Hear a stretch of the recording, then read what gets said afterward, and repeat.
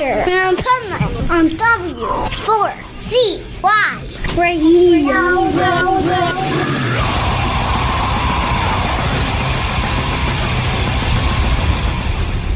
Wake up, America! It's time for the Adventures of Pipeman on W4CY.com, West Palm Beach's #1 internet radio station. Here's your host, the Pipeman. The night brings resting eyes. The look inside the mind. A chance to travel to other worlds and lands. Gaze into the dark and see the lost spark. This is the Pipeman here on the Adventures of Pipeman W4CY Radio, and I'm here with our next guest who has some killer new music that we're going to share. So let's welcome to the show, Jupiter Cyclops. How are you? What's up? Doing well. How you doing? Oh, doing amazing. I'm loving the new track, Between Worlds. Tell us a little bit about that track and what it's all about and how it came about. Oh, thanks, man. Yeah, we love that song too. I was just messing around with my Digitech whammy pedal, and it has that lower octave. And it's kind of just got that heavy chunk to it. And I just started fooling around. And Aaron was looking at me. He's like, "What's that?" And I was like, "I don't know. I'm just like playing around." And he's just like, "Remember that." And then it kind of just, formed into that, became a song. And then we took it on a journey and wrote kind of like a Pink Floyd bridge to mix it up. I just had like fun with it. Yeah, it's awesome. I love it. And you know what I love about that? Okay, so when I was a kid and I was learning how to play guitar, my dad said that I should quit the guitar because I sucked. And the reason he said that is because I used to love to just sit there with my guitar and experiment with what sounds I could get out of it.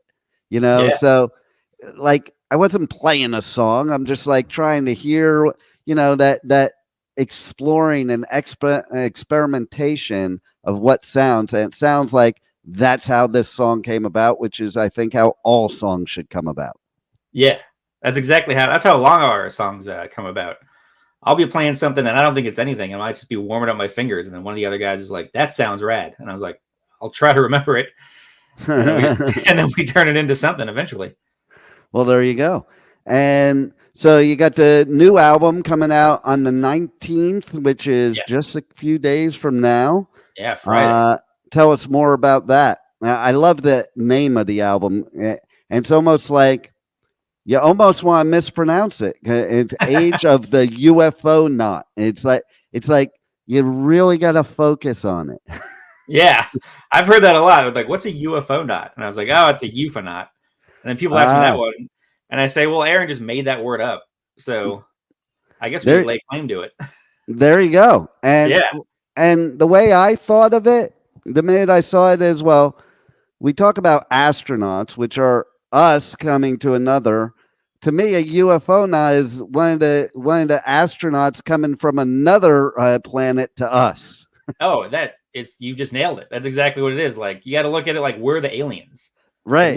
We sit here and we worry about aliens, or we wonder if they're out there, and like the whole time we could be the aliens. I think we totally are. Yeah, some other species comes down. They're like, "What are these things?" We're just like, oh, you're the astronaut, not us. I just happen to also have always thought that it's kind of egotistical of us to think that we're the only intelligent life in this universe that we can't even reach. Like we don't even know how far we could go, or if there's multiverses or whatever. And I find it hard to believe that in this whole massive whatever it is, that we're the only ones. Yeah, I never thought it can't be. There's got to be something out there. Exactly. I mean, there's got to be. And even like in UFOnaut, it talks about not only like space beings, I guess, but it's like interdimensional beings. What if we're sharing this planet with something else or another version of ourselves, and we just can't see it, or it's just in another realm, and every now and then a wormhole accidentally might open up and you just wander into another dimension. You're like, all right, could be, who knows. And it's not so far-fetched, because here's the way I look at it. Everything that was sci-fi when I was a kid is real life now, pretty much, almost all of it. And so I think sometimes like there may be truth in certain movies, and that's how maybe they ease us into it.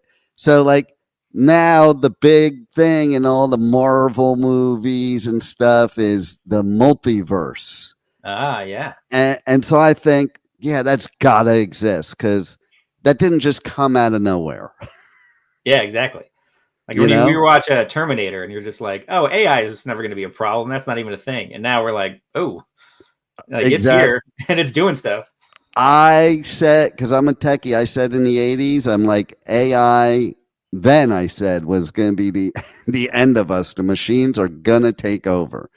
Because think about it now, too, with the AI right now, we're teaching the AI. Like, that's why they're giving it to us for free, so that we can teach it everything it needs to know.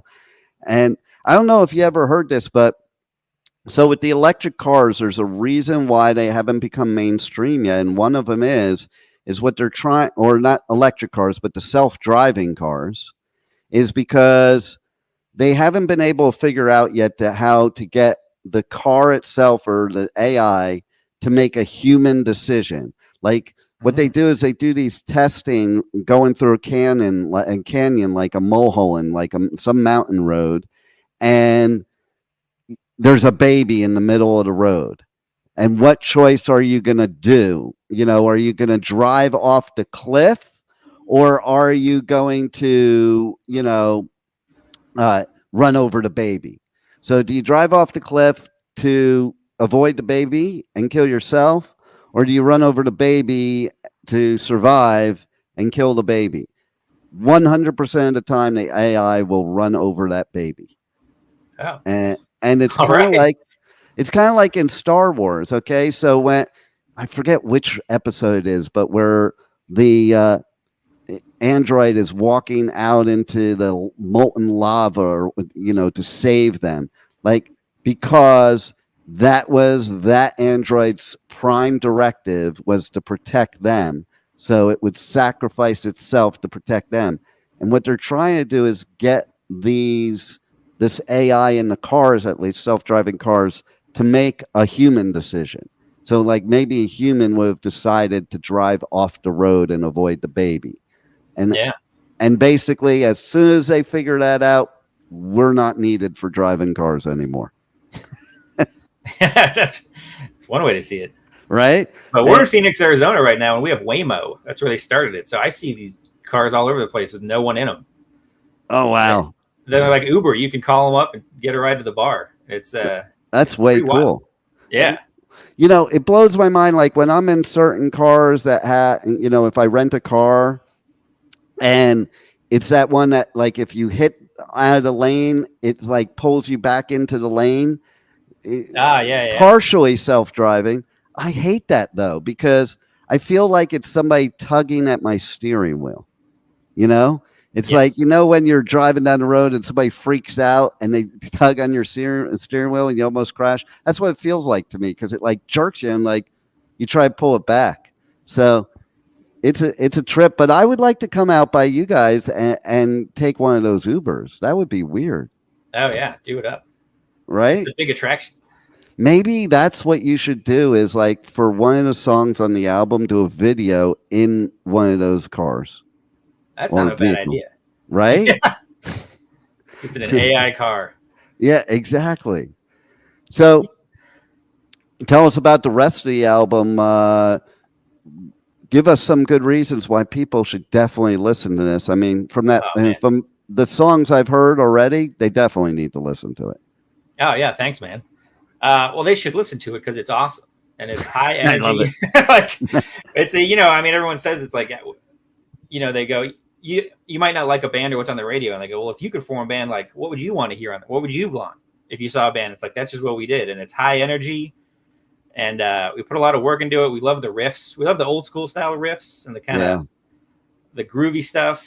And, like Deep Purple, the Sabbath and all that. And we get into, some chiller stuff, but it's mostly like driving. It's the kind of music you listen to and you just kind of want to get up and do something. It just like energizes you. And it energizes me. That's what I love about it.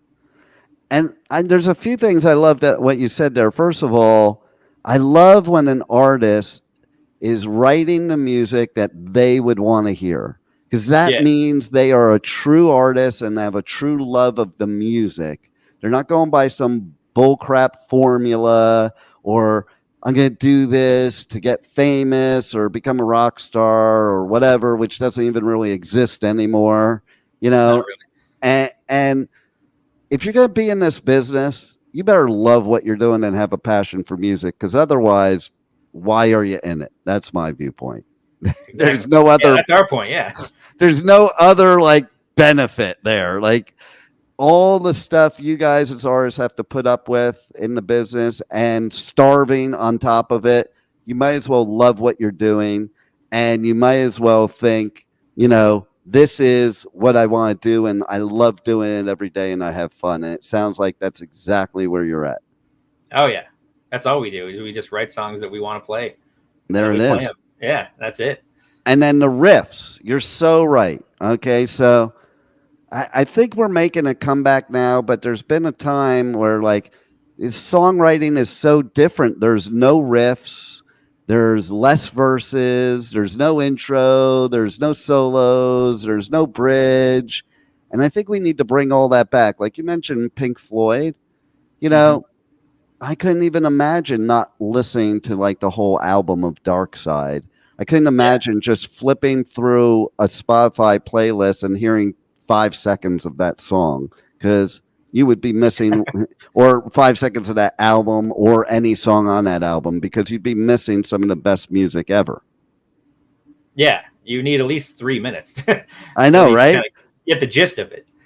Yeah. Yeah, but you're so right. I mean, a now, lot of the songs, they just make them so short. I guess they want them on the radio, or they want them like in a TikTok video. right. It's like 90 seconds. It might be all you get. So they just, like you said, there's no bridge, no intro. They just like, here's the hook, and, you know, take it and deal with it. And we just kind of like old songs. Like I said, like we write the music we want to hear, so we just want to have fun. And it's like more fun to play that stuff and kind of jam out with your friends. And that's the key, jamming. I don't think the newer way of doing things has any jamming in it, you know? Yeah, could be a thing. You know, I mean, we just like love the jam. That's how you know, sometimes they would like Aaron brings a riff in, or Jake or I, and it's just one riff. And it's just like, all right, here's the riff. And then someone will just go to another place, and it's like, well, there's your verse, or there's your chorus, there's whatever it is. And so like, we just love that. And that's how we create stuff. It like makes it, you know, when you can bounce it off each other, it makes it so much better in it.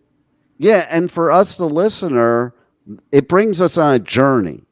Like, I think songs nowadays don't bring you on a journey. It's like, okay, next stop. But, you know, the old school, what you're talking about, you know, you get to escape all the bull crap in life, go on a journey, and just like have a great time, and like sink into the music, like become one with the music. Yeah. I mean, that's just what we love. And you just get lost in it. Exactly. You keep going, and all of a sudden you got like an 8-minute song, and you're like, well, why can't it be 8 minutes? Exactly. Exactly. Like, that's what it is. 100%. Yeah. So tell everybody how they can reach out to you guys on socials, on the web, how they can get the new album, all that good stuff. Socials, we got a Facebook and Instagram. And I believe if you just search Jupiter Cyclops, I think Instagram is Jupiter Cyclops AZ, and you can, you know, get all our updates there. And if you want to DM us and ask a question, we'll probably answer it. And the new album will be downloadable on all streaming platforms, you know, Spotify, Apple, the whole thing. And I think CDs are actually being made. So if you want a CD, you can go to Rock Shots Records and go to their website and, order one, grab it. Get an actual physical copy that you can stare at like the old days. I know, right? Like, it's the whole experience. I say all the time how, like, kids today, they're missing out on that whole experience. Like, an album wasn't just the music. It was just a full sensory experience, always. Oh, yeah. That was one of my favorite things. I'd get a CD when I was a kid, and I'd put it in, and I'd take the booklet out and just, like, read it like a book. Or they had the ones that folded out. They were, like, really long. Yeah. I don't know why that was fun when you were 12, but totally.